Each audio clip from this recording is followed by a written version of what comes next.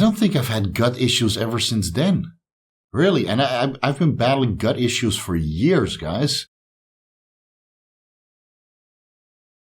Vigorous Steve here. So this morning I went through the comment section of the calories in versus calories out video that I posted yesterday, where I discussed that it's probably better to look into the hormonal response that you get from foods and its accompanying micronutrient profile compared to just looking at its caloric content and its overall macronutrient breakdown, right? Nutrition is a little bit more complicated than just calories in versus calories out. But I saw in the comment section that a lot of you really let that introduction sink in, where I mentioned that food is only as good as your ability to digest it. And a lot of you mentioned that you're not really digesting your food properly. You might have some gastrointestinal upset or some issue with your stomach. I got the perfect protocol for you, which is going to work in a multitude of different scenarios. And before we get into it, obviously, please like the video, leave a comment for the algorithm, and consider subscribing if you haven't already. Now, whether your gastrointestinal problems and your inability to digest particular foods is coming from the foods that you're eating, at which you should always follow an elimination diet, I already made a very detailed video about this called Vacuums for Days.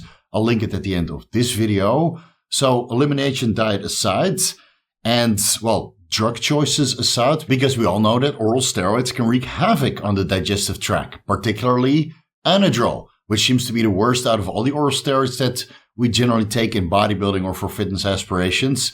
I mean, Anavar can cause some acid reflux, and so can halotestin. Luckily, the Anavar dosages are, if you're smart about your approach, are generally low, and halotestin exposure is generally short, right? Maybe 1 week, 2 weeks leading into the show. So in most cases, it's the Anadrol that causes gastrointestinal upset and reduces your appetite and slows the motility of the stool through your intestinal tract, right? There's a lot of things to be said about not taking oral steroids. And if you get yourself into a position where digestion is taking a turn for the worst, then this protocol will certainly help. And of course, Trenbolone is known to cause acid reflux, especially at higher dosages. I've heard anecdotal reports of Mint doing the same and DHB doing the same.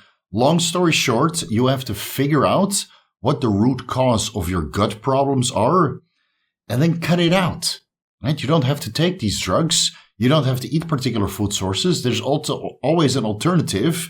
And maybe for the sake of this protocol, we go back down to a cruise dose, a TRT dose, and whether that's 100 milligrams test, 150, 200, 300, right? TRT for bodybuilders. I'll leave that up to you. Just make sure you cut all the nonsense out that might contribute to the gut issues that you're experiencing right now. All of that out of the way, let's go into the protocol. First thing you have to do is fast. Yeah, you're going to have to give your digestive tract a big break. Maybe you fast for 3 days, maybe 5 days, longer if that's required, especially if you're suffering from acid reflux. You need a little bit of time to let your intestinal tract heal. The best thing you can do is fast. Good old water fasting. You don't take any multivitamins. You don't take any fiber. You don't take any this. You don't take any that. The only thing that's passing through your mouth is water. It's going to be tough. It's going to be shitty. It's not going to be fun. And you're not allowed to use a glucagon-like peptide 1 receptor agonist, because that might be compounding the problem. Because GLP-1s like liraglutide, dulaglutide, or semaglutide reduce the rate at which foods, and in this case water, leaves the stomach into the intestinal tract. So you don't want to inhibit or slow that. You just want normal passage while you're fasting. And ideally, you remove all of the appetite suppressants, and like the Adderall or the modafinil, whatever else, right? Go hard for a while by not taking anything. It's challenging, it's scary, but you will thank yourself for it. I guarantee it. I guarantee the amount of character that you build in the couple of days that you're fasting is already stellar by itself. And it will certainly help with all of the gut issues that you're experiencing right now. With one exception. Well, actually two, but let's address the first one first. Nexium, Esomeprazole. It's a proton pump inhibitor that reduces the amount of stomach acid that your body produces. And this allows you to heal stomach ulcers or remove the inflammation which is in your intestinal tract, as well as the inflammation which might be in your esophagus if you were experiencing a lot of acid reflux.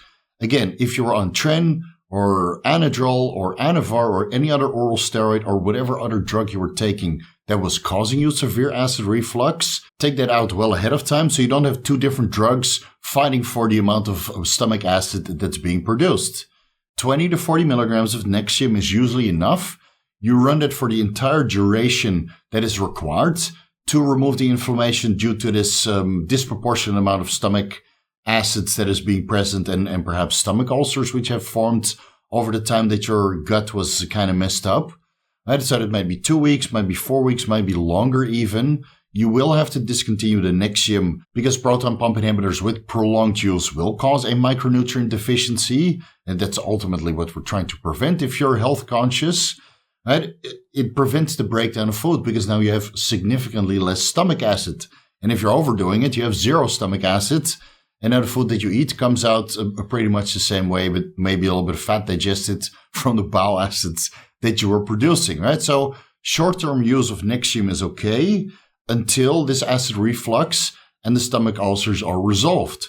And again, if your acid reflux is really, really bad and you really need to fix this fast, mix 5 grams of sodium bicarbonate, baking soda, into 1 liter of water, because this baking soda will react with your stomach acid and that will balance out the pH levels in your stomach as these two react. Now in this reaction, some gas is formed in the form of carbon dioxide, so you will become a little bit burpy. So depending on how much stomach acid and acid reflux you're suffering from, let's say 1 to 5 grams of sodium bicarbonate, baking soda in each 1 liter of water. And if you're drinking 5 liters of water over the day, maybe 6 liters, while you're fasting for a couple days in a row, you would get approximately 5 grams of baking soda, maybe up to 30 grams of baking soda. I've done that myself, 30 grams of baking soda per day while I was fasting. During that experiment, I got some interesting results, so that might turn you off from megadosing sodium bicarbonate yourself. Please give that video a watch. I'll link it at the end of this one.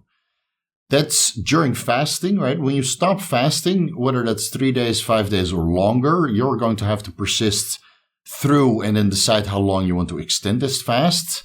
Once the fast is over, you can start reintroducing some foods, ideally that are not processed, right? Make yourself a list of the foods that you feel were the root cause of your stomach issues. And then the only injectable compound that you're allowed to use while fasting and a couple days afterwards to finish a protocol to kill off pathogens and microbes in the intestinal tract is a reasonably new peptide called LL37.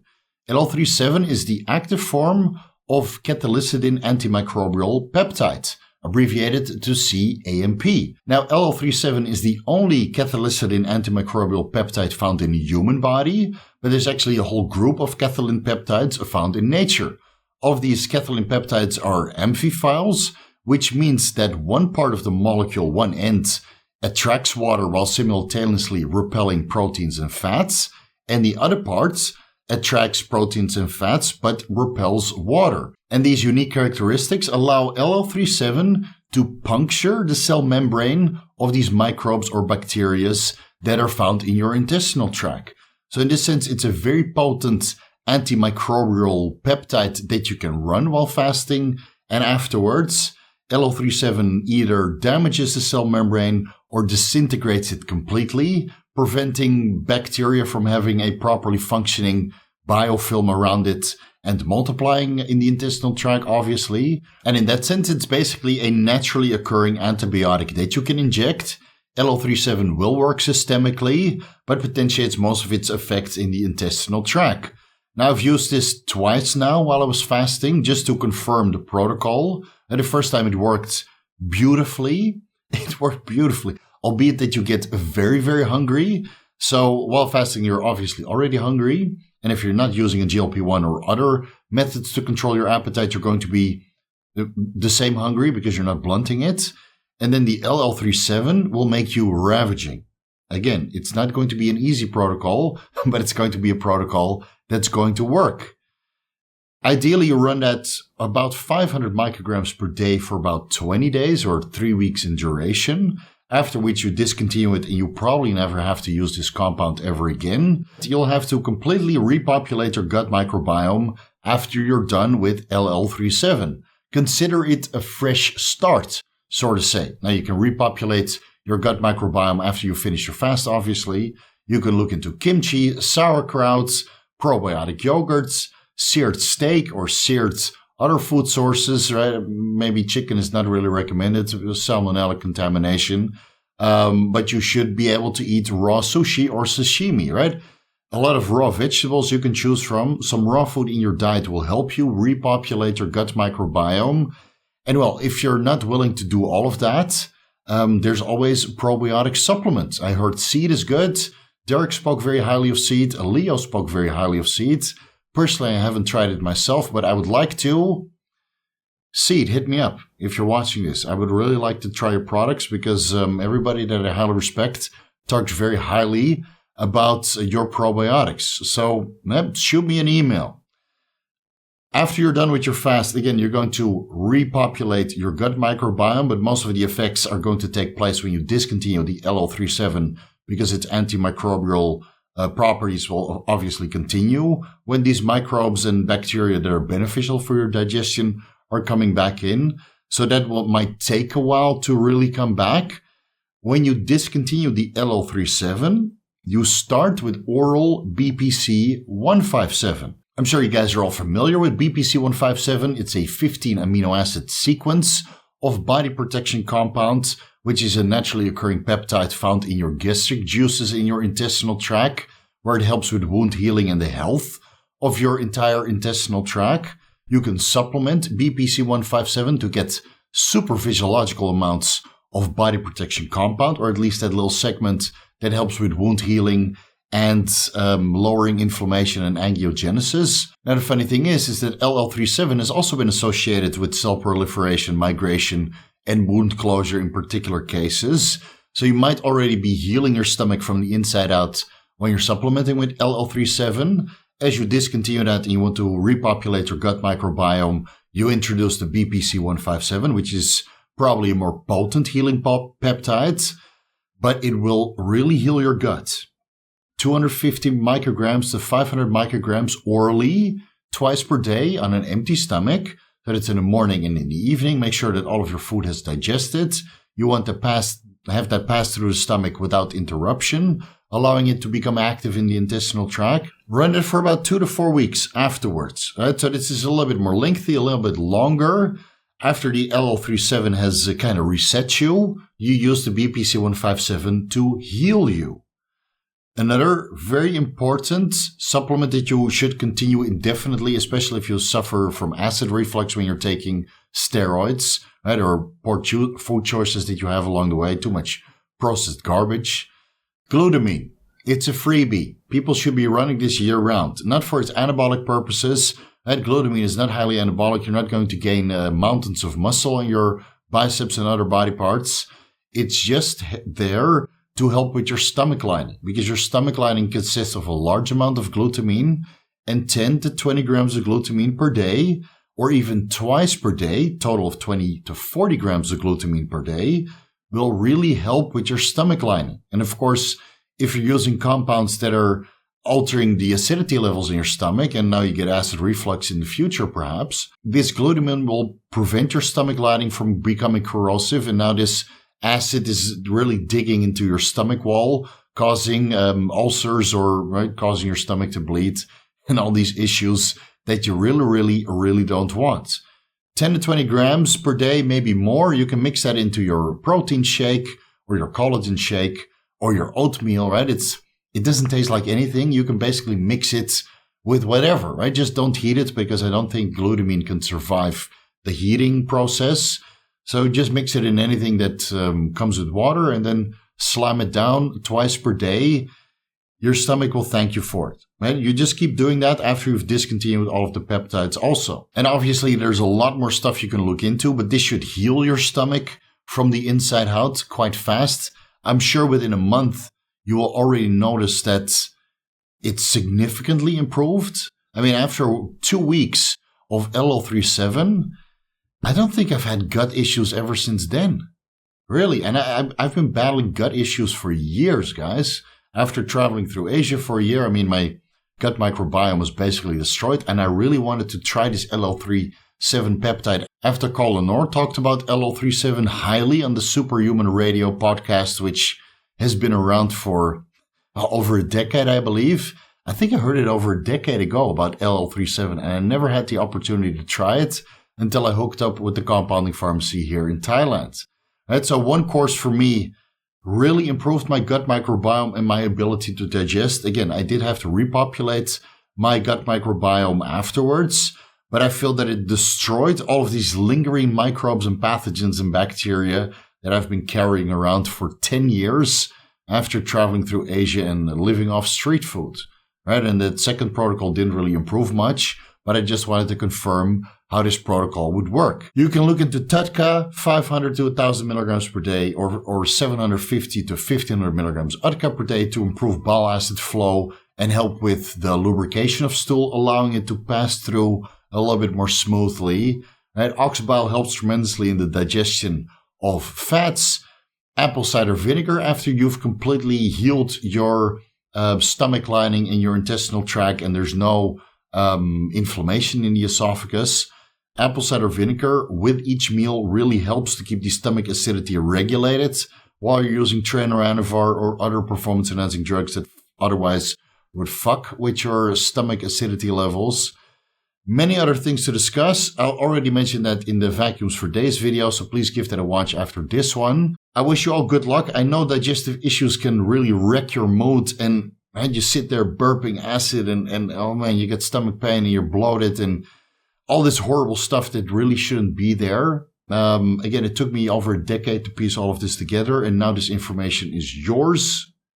It's yours, guys. Take from this what you will. I really hope it is helpful. And I'll leave it there. Thank you guys so much for watching. If you're looking for the most comprehensive guides to bodybuilding pharmacology, you can find the ebooks on my website, vigorsteve.com/shop. Personalized advice, always available through consultations. You can find the rates in the consultation section. Follow me on Instagram and TikTok at vigorsteve. Have a look at my new workout clips channel, linked down below. And have a look at my link tree with discount codes for all of the sponsors and affiliates that I'm working with. Companies that I highly believe in and buy products from myself. At the top of my link tree, there's an article. Give that one a search.